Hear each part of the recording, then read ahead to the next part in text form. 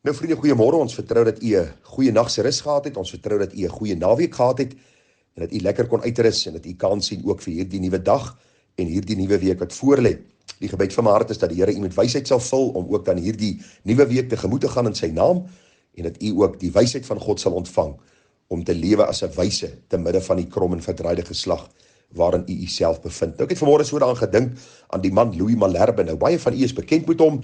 Louis Malherbe was 'n baie ryk man, 'n geweldige suksesvolle sakeman en hierdie man het na sy bekering besef dat net God vrede, geluk en sin aan hierdie lewe kan gee. En Louis Malherbe het toe by skole en universiteite en kerke opgetree om kinders en jong mense en gemeentes op te roep en te sê, neem jou toevlug na die Here. Of jy baie of jy min het, hy is die versadiging vir jou siel. Nou Louis Malherbe het die gewoonte gehad om elke maand deur die boek Spreuke te lees. Nou as u gaan kyk, sal u sien daar's 31 hoofstukke in die boek Spreuke. Hy het elke dag 'n hoofstuk gelees en in die maande wat daar nie 31 dae was nie, het hy 2 of 3 hoofstukke gelees. Hierdie was die lewensmotto van sy lewe. Hy het hierdie waarhede toegepas, hy het dit uitgeleef, want ook hierdie waarhede is van toepassing op my en op jou. En vriende, vanmôre gaan ons bietjie kyk na Spreuke 17. Ons gaan daar vers 19 tot 22 hanteer. Hier en daar gaan ek vinniger oor verse werk, omdat ons alreeds van die waarhede uit vorige verse raak gesien het. Maar stap saam met my deur hierdie boek en ons sien die wonderlike waarhede wat die Here vir ons wil leer. Spreuke 17:9 sê, wie twis lief het, het oortreding lief. Hy wat sy deur hoog maak, soek verbreeking.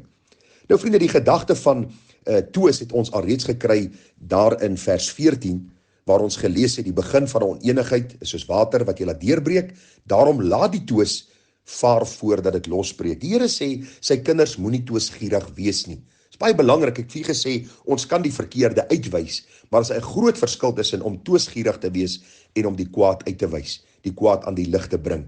Die Bybel sê, 'n kind van die Here moet nie twisgierig wees nie. Vriende, nou sê die Bybel vir ons, vers 19, as jy twis lief het, as jy lief is om argumente te veroorsaak en om te twis, is jy eintlik nog 'n sondaar. Die Bybel sê, jy die oortreding lief, openbaar jy die sonde wat in jou hart skuil. Dat Christus se liefde en sy verdraagsaamheid en sy lankmoedigheid nie in jou hart posgevat het nie. Daarom as jy vanmôre iemand is wat moet almal twis en stry en argumente het, moet jy seker gaan maak jy ken die Here. Jy weet, dit is vir my so hartseer, baie kinders van die Here, of in aanhalingstekens kinders van die Here, sê ek rook nie, en ek drink nie, en ek vloek nie, en ek steel nie, en wonderlik goed, ek dink is reg, ons moet hierdie goed nie doen nie. Maar vriende, as jy hoor, twis hulle en stry hulle en te argumente met elke liewe mens. Die Bybel sê, as jy twis lief het jy die oortreding lief, dan openbaar jy die boosheid van jou eie hart.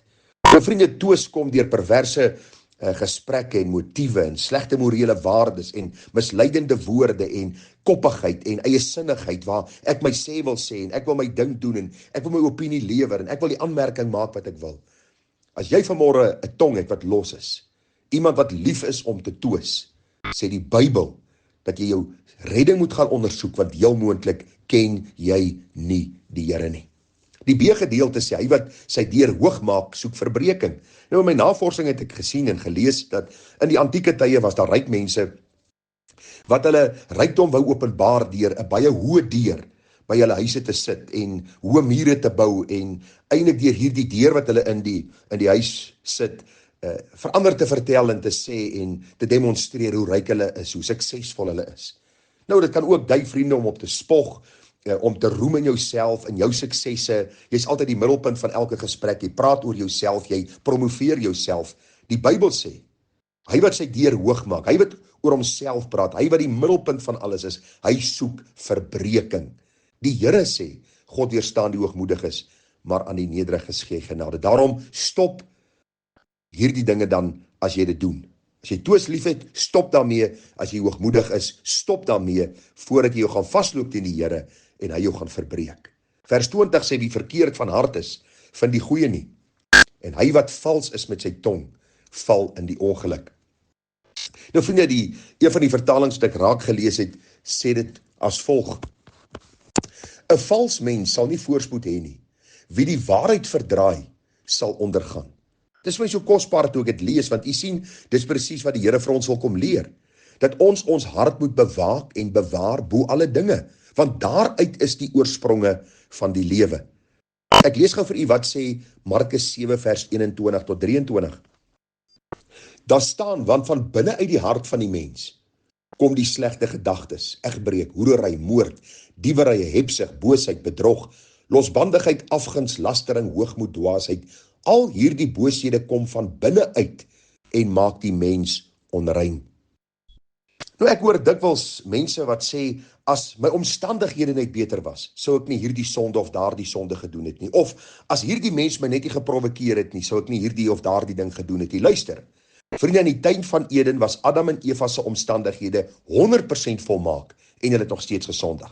So jou en my omstandighede kan 100% volmaak wees. Na die sondeval sê die Bybel, die boosheid kom van binne uit ons harte en maak ons onrein. Daarom sê vers 20, wie verkeerd van hart is, vind die goeie nie. As jy nog in 'n ongeredde staat vanmôre verkeer, of as jy 'n kind van die Here is wat nie naby die Here bly nie, en jou oog begin verkeerd kyk en jou hart begin verkeerd dink, sê die Bybel, sal jy nie die goeie van God vind nie. Jy sal hartseer beleef in hierdie lewe en in jou verhouding met God. En dan die uitvloeisel, hy wat vals is met sy tong, val in die ongeluk. Want as jou hart nie reg is nie, vriende, gaan jou mond nie reg wees nie. Want by die hart van vol is loop die mond van oor, en wanneer jou hart verkeerd is, gaan jy met valsheid, met leuns, met bedrog, met boosheid sit. En die Bybel sê, jy gaan in die ongeluk val. Want die Bybel sê, ons sonde sal ons uitvind. Gaan lees dwars deur die Bybel, mense wat sonde doen, hulle sonde wegsteek, die sonde vind hulle uit. God openbaar die sonde en die hartseer gevolge is verrykend. Daarom, maak seker jy ken die Here. As jy die Here ken, bly naby God, bly naby sy woord. Vind die goeie in God se woord, in die onderrigting daarvan. En sorg dat jou tong praat oor die lof van die Here, sy genade, sy vergifnis en sy liefde in jou lewe. Vers 21, hy wat 'n dwaas verwek, vir hom sal dit 'n bekommernis word, en die vader van die dwaas sal nie bly wees nie. Een van die vertalings sê, daar wag hartseer vir die vader van 'n dwaas. Wie 'n ongemanierde seun het geen vreugde nie. Vriende, soos belangrik hoe ek my kind groot maak. Luister, jou kind kan nie vir jou sê wat hy wil doen, wat hy wil eet, waarin hy wil gaan, en jy spring en jy doen en jy dien jou kind nie. Nee. Die orde van God is dat jy's aangestel as ouer, as leier in die huis om jou kind te begelei. As jy dit nie doen nie, sê die Bybel, hierdie kind sal as dwaas groot word en hy sal 'n bekommernis wees vir jou. Nou, daar's twee woorde wat Salomo hier gebruik. In die Hebreëus is dit twee woorde. Dit beteken my kind is harde kwas. Jy sê vir hom wat om te doen, hy weier om dit te doen. En dan is daar 'n gebrek aan dissipline, onderskeidingsvermoë en een, vriende, wat onsensitief in sy optrede is. Daarom wil ek jou vra, wat se kind maak jy groot? Want vriende, hierdie kind gaan, as die Here hom spaar, vir baie jare lank deel van jou lewe wees. En as jy ouer word, gaan hy vir jou 'n hartseer en 'n skande wees. Daarom sê die Bybel vir ons, hy wat 'n dwaas verwek, vir hom sal dit 'n bekommernis word. En die vader van die dwaas sal nie bly wees nie. Ek kry horde senior mense wat na my toe kom. My sê, my kind. En as jy teruggaan en jy kyk hoe hulle die kind groot gemaak het, is 9 uit die 10 keer, omdat hulle nagelaat het om hierdie kind te dissiplineer, om streng te bestraf, en om op te voed in die tug en vermaning van die Here. Daarom pleit ek by jou, dat jy die waarheid van God se woord ter harte sal neem. Hoor gou wat sê Spreuke 10 vers 1. Daar staan die Spreuke van Salomo, 'n wyse seun verbly die vader, maar 'n dwaase seun is 'n bekommernis vir sy moeder. Ek pleit by jou dat jy sal sien die groot verantwoordelikheid om jou kind groot te maak in die vrese van die Here, sodat hy vir jou vreugde sal wees, jou hart sal verbly en nie vir jou bekommernis sal wees nie. Dan die laaste vers van vanmôre is vers 22, wat sê 'n vrolike hart bevorder die genesing, maar 'n verslaag gees laat die gebeente uitdroog. Nou, ons het al 'n hele paar keer hieroor gepraat, so ek gaan nie veel daaroor sê nie, vriende, maar een ding wat baie duidelik in God se woord is, jou gemoedstoestand het 'n effek op jou liggaamlike toestand. Daarom sê die Bybel vir ons, verbly julle altyd in die Here, ek herhaal, verbly julle. Daarom kon Paulus, te midde van stryd, van vervolging, van honger, van hartseer, van pyn, kon Paulus gesê het, ek is meer as oorwinnaar deur Jesus Christus wat my lief gehad het. U sien, blydskap is gesetel in die feit en wete dat ek die Here ken En die Bybel sê vir my baie duidelik, dit maak my hart bly, dit bring 'n opgewondenheid in my hart. En ek staan elke môre op met die gedagte, vandag leef ek vir die Here. Vandag leef ek tot sy eer, tot die uitbreiding van sy koninkryk. Miskien is hierdie my laaste dag op aarde, dat ek dit voluit leef, sodat ek die mooi so by die Here sal ontvang. Die Bybel sê so gesindheid, so vrolike hart, so hartvol blydskap en opgewondenheid, is 'n bevordering en 'n genesing vir die gebeente. Met ander woorde, dit bring ook 'n liggaamlike toewyding, 'n gesondheid, 'n lus vir die lewe, omdat jou hart reg is. En aan die ander kant sê die Bybel vir ons, 'n verslae gees laat die gebeente uitdroog. Vriende, as jy in depressie verval, in moedeloosheid, oor omstandighede, ek het vir jou nou gesê, geen mens word depressief gebore nie. Omstandighede, sonde, ongehoorsaamheid, nalat van dinge, en mense wat voel hulle verdien beter, is gewoonlik mense wat in hierdie depressie verval. Daar's bitter min gevalle, waar dit een of ander mediese kwessie is. Uitsonderlik dat dit 'n mediese kwessie is. Die meeste deur omstandighede verval hulle in hierdie depressie, in hierdie moedeloosheid, en die Bybel sê, dit tas jou liggaam aan. Jy het geen krag om aan te gaan nie.